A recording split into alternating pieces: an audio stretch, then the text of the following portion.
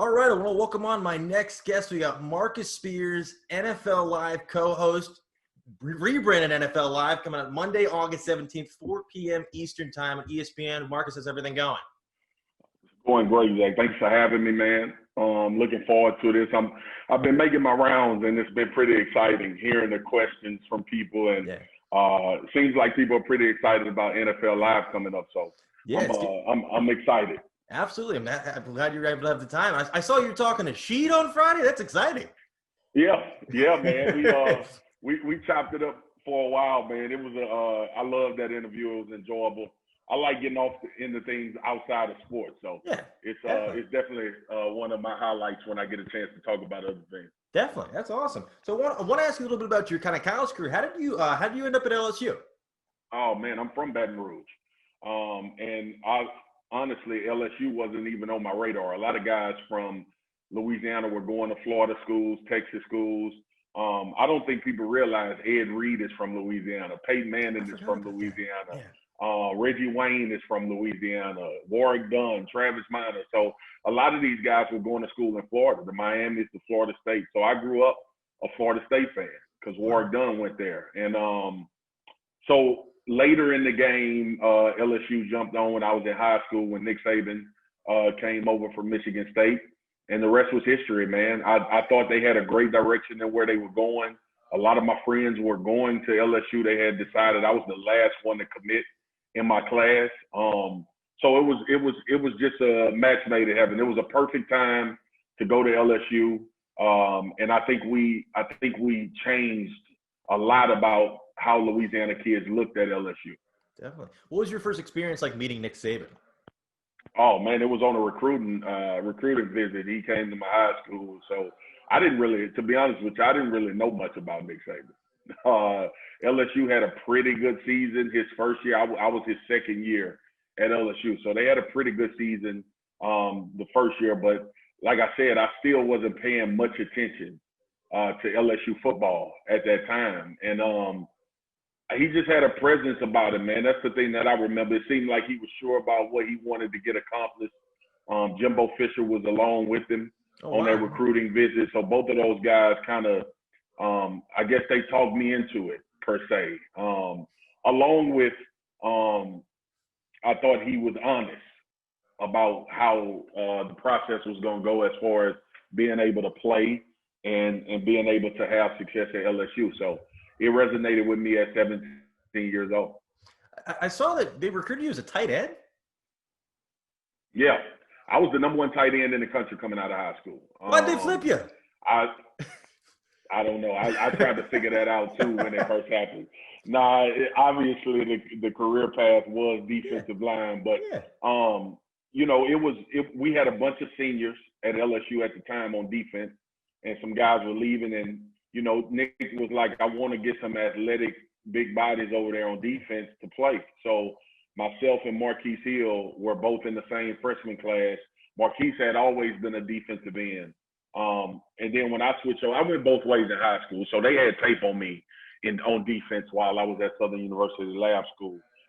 So it was a fairly easy transition as far as football wise, but I did not want to do it. I wanted to play tight end and catch touchdowns. And but when I switched over and I started to enjoy what defense was really all about, it was actually more fun to me to play defense than offense. So I started enjoying it, and then tried to get somewhat good at it, and I think I did all right. Yeah. And speaking of catching touchdowns, you did just that in the Sugar Bowl. Did you keep that ball? Yeah, I still had that ball, the interception from Jason White for sure. That's awesome. What was that experience like? Just that big game. Well, it had been 45 years, man, since LSU had won a national championship. To play it in New Orleans, 45 minutes from where I grew up, and some guys were actually playing 5 minutes in the Superdome at the time from where they grew up. So it was almost like an out of body experience, man. You didn't really. All of those things. I tell players all the time, you won't really appreciate national championships until 10, 15, 20 years down the road. When you're in the moment, you're just playing. You're just trying to win a game, and you're trying to make sure that you bring some level of pride to where you're from. And that was the idea that we all had when we played in the national championship. And we were literally like, man, we cannot lose a national championship in New Orleans as LSU. So, we got it done. And it was amazing. It was an amazing feeling of accomplishment, but it also was very draining. And we all needed a break after that season, man. Just super emotional, and was happy it was over. How ecstatic were you for the LSU team this past year? Just incredible. Oh, amazing. Oh, man. I think I enjoyed this more than I enjoyed my own. They were so good. And, it was a lot of underdog stories on that team, which I think made it special. Yeah. And a lot of guys that ascended in a matter of 4 to 5 months during the college football season.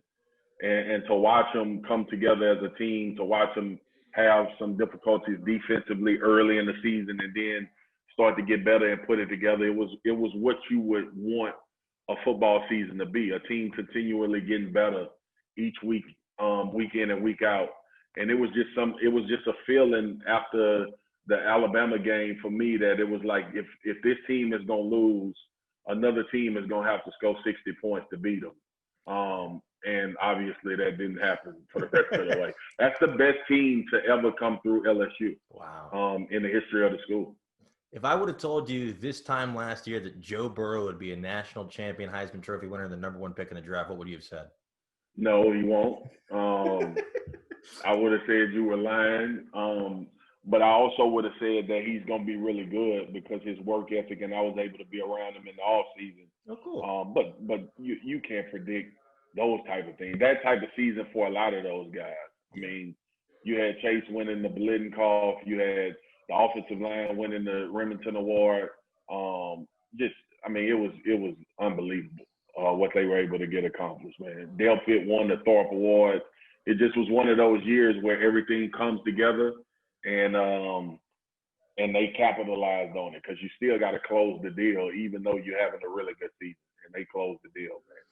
And then, so as of right now, it's disheartening as to say with Big Ten and Pac-12 deciding to postpone. I'm really hoping SEC, ACC, and Big 12 do not. What do you think? Are you feeling for these guys that they're ready for their senior season and it might not happen? Oh yeah, man, it's devastating. The guy you just mentioned, Joe Burrow, if he would have had his season, he wouldn't have been drafted. Wouldn't have been a first-round pick. Wouldn't have been the first pick. So it's going to have collateral damage for guys that could have had an explosive season and ascended themselves into the first round or even just being drafted from that standpoint. And then you got guys that, for the majority of guys, that's never going to play football again. And the thing that I'm concerned with is now that you have seniors, even though they may keep their eligibility, that still doesn't stop the freshman class from coming in. So then you get into a numbers dilemma in 2021. So it's a lot of things that are taking a hit, man.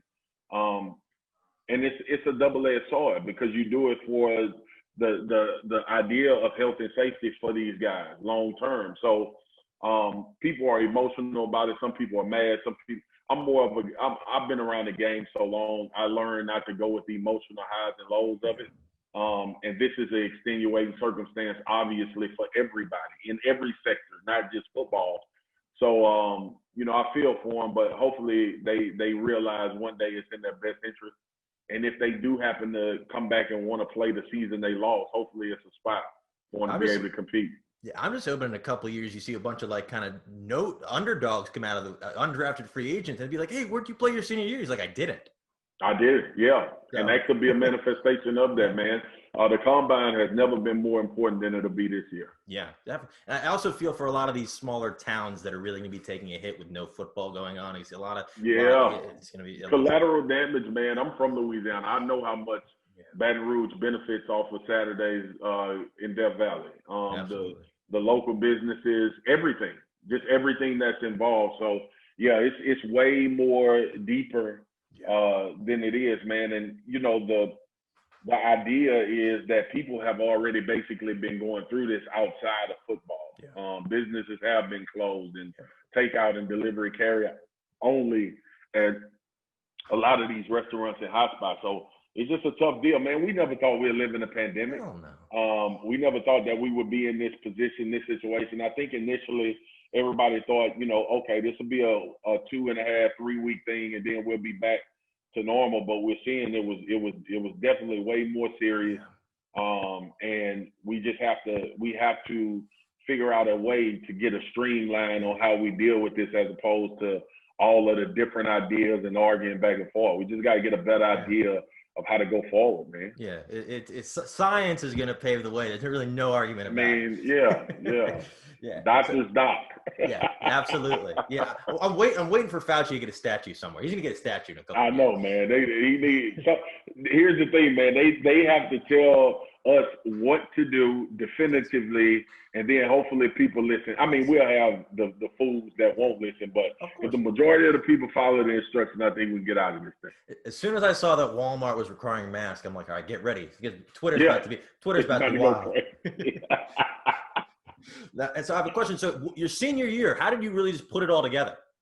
College or high school? College.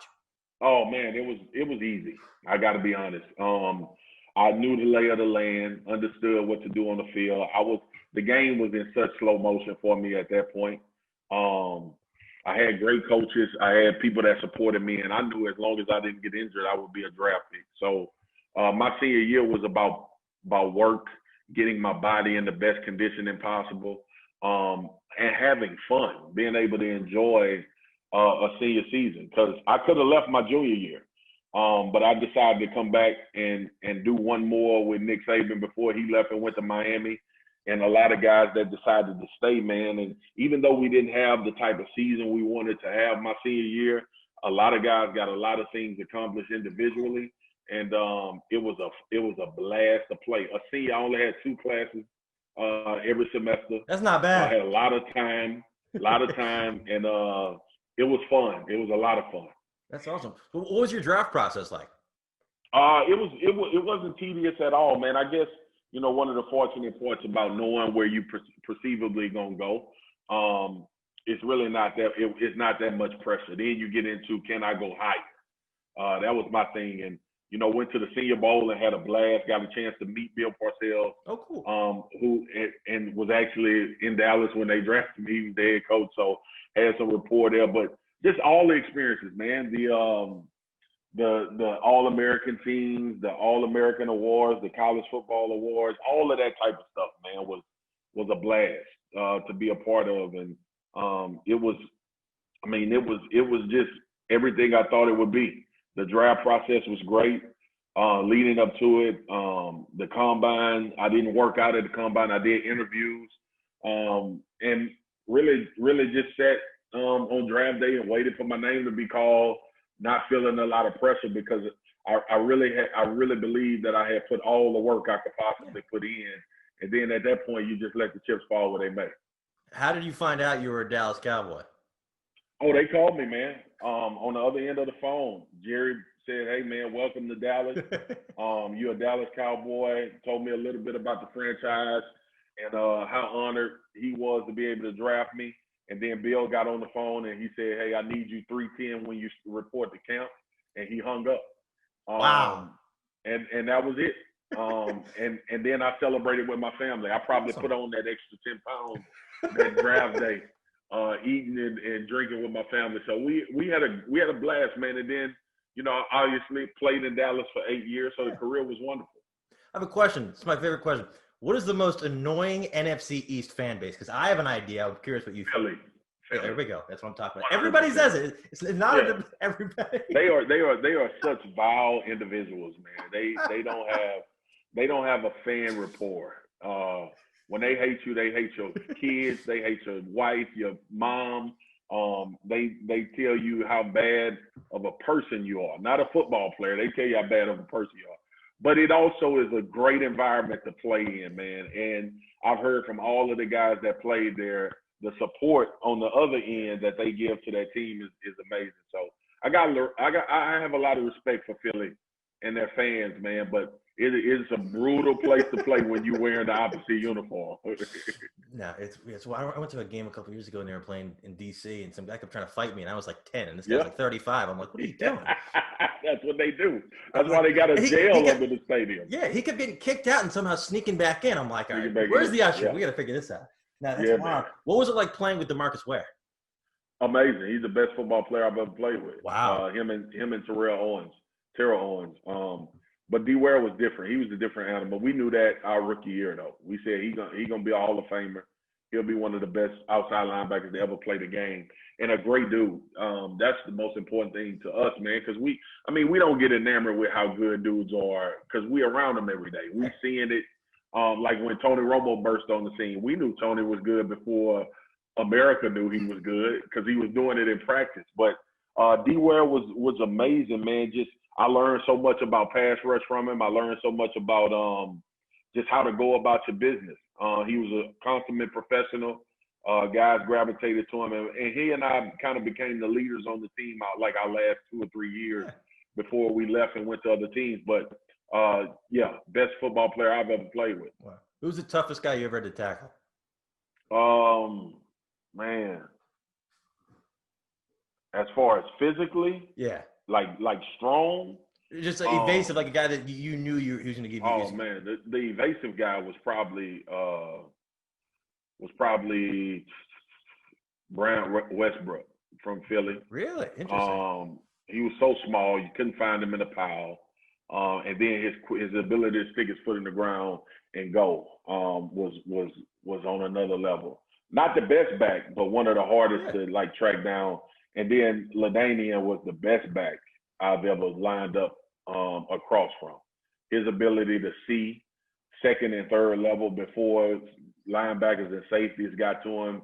I used to tell him after the game, I was like, bro, you don't even look at the defensive line, do you? He's like, nah, I know where y'all gonna be at. I'm focused on linebackers and safeties and trying to make them miss. So I had a lot of respect for how he played, man, and just was amazing at how he ran the football. What about in terms of quarterbacks? Rodgers, Aaron Rodgers. Really interesting. Aaron was so tough that first of all he could beat you with his arm, so it wasn't like you could rush all crazy because he was super athletic. He could evade you, and you got to remember I played Aaron Rodgers when he was in his prime, 25, 24, 25 years old. So he was, he's still elite now, but athletically, he obviously was better when we played. We were in the same draft class. But when he started playing and we saw him in Green Bay, we said, oh, man, this is going to be a problem. Every time we got to play this dude. So to defend against, he was the hardest because he had everything. He knew where to go with the ball. He was athletic, and he could put the ball anywhere he wanted to. And Peyton was the professor. Like, Peyton would dissect you before the play started, and he would know where every defensive player was going to be. Funny story, with my last year in Baltimore, he was in Denver, and that's the season opener. He threw 6 touchdowns on us. And we went, our defense coordinator, Dean Pease, I went to the sideline, and me and Terrell Suggs was trying to figure out, man, what is happening?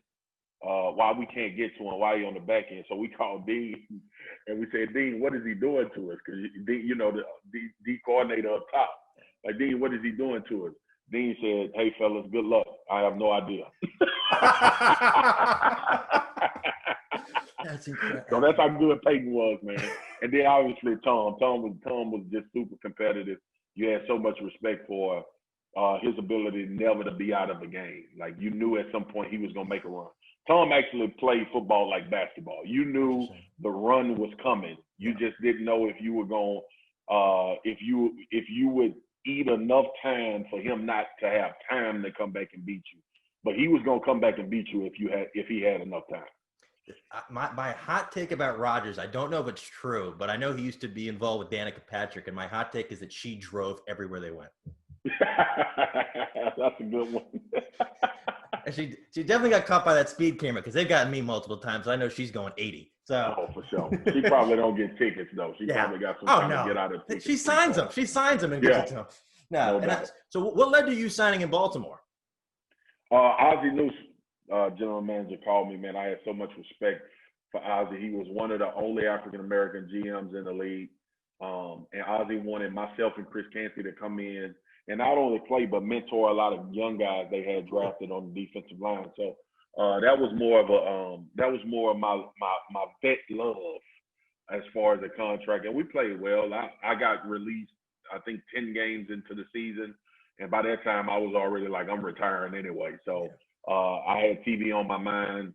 At that point, I kind of had an idea of what I wanted to do. Not TV, radio, actually. Had on my mind what I kind of wanted to do already. So it was a great time to be in Baltimore. They had won a Super Bowl the previous year. It was great to play with a lot of guys I had the opportunity to play with. And it was just I had fun. That was probably the most fun outside of my years with Wade Phillips in Dallas that I had playing football, because I knew I wasn't going to be there forever. It was a new scenery. It was the East Coast. We hung out. I did more with my teammates than I had done in the previous 2 to 3 years before I went there. So it was just a good time. It was a good time to play football, and it was kind of like my farewell. They threw me a bone. It was like, here goes some money. Here go another couple of years to play. And then when you get done, just ride off in the sunset. I have a question. Was Brandon Williams there when you played? He was drafted that year.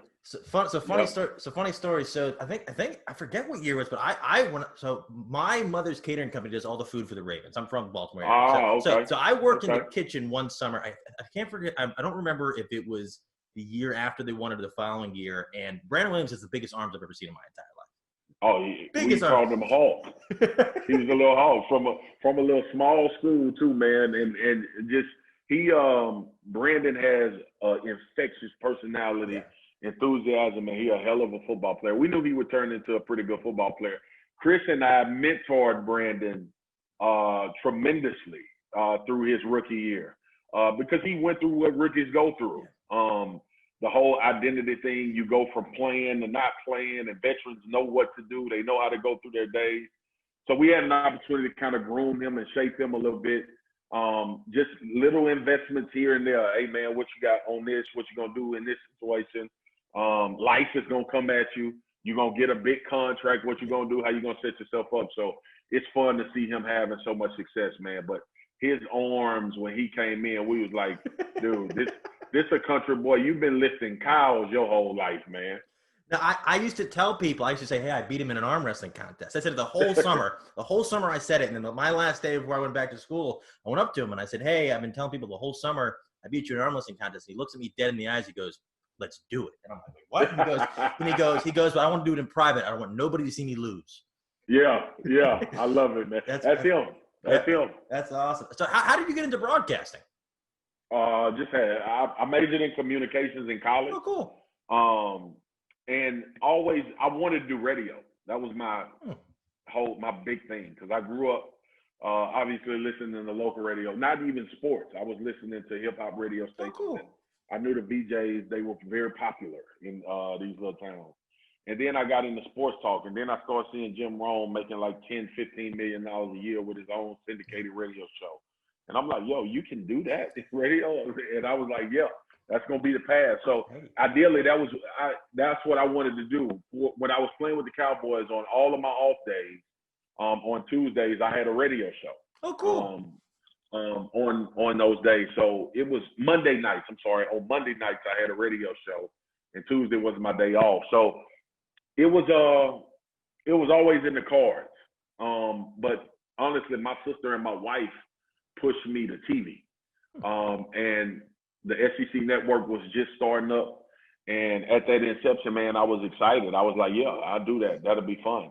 And did 2 interviews, got the job, was on this show called SEC Nation, pregame show leading up to SEC games. And it just felt natural. It was fun. I've never been a overly serious guy anyway. And it was football. I'm an expert on football. I spent enough hours.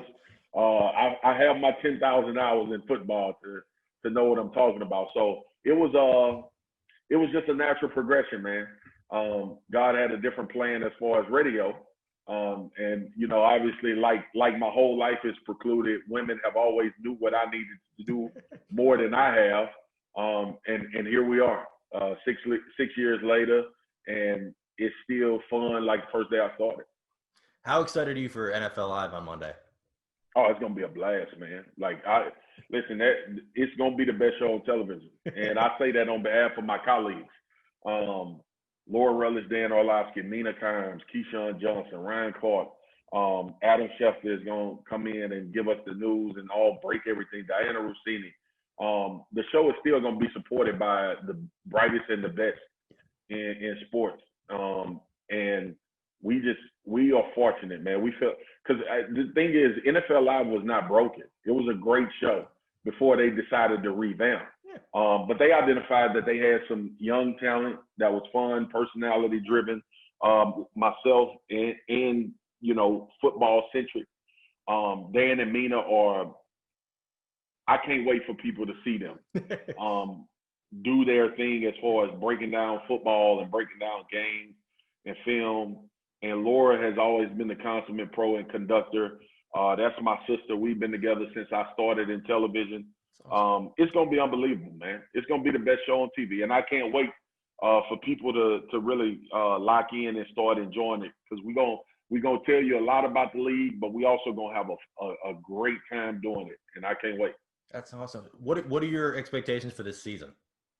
I'm just looking forward to, you know, obviously the underlying issue will be, how do they manage COVID? How does it look going forward when you do have outbreaks, because you will? And then seeing how teams, if there's a lack of good football because of a limited off season, not being able to go through your normal procedural things before you lead into the season. So it'll be a lot, man. I mean, I think people don't realize right now we're not having a preseason. Like right now, we're gearing up for preseason games. That's the normal thing that's going on right now. So hopefully we don't. My biggest concern is, and I'm glad the NFL and the union decided to do a preliminary, like, let's get together before we start camp.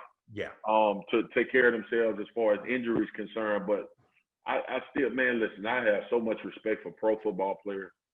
These dudes know what they're doing for the most part. I feel a little bit pause for rookie quarterbacks that aren't going to have the opportunities to actually do the in-practice things, and the opportunity to even go practice against other teams during training camp.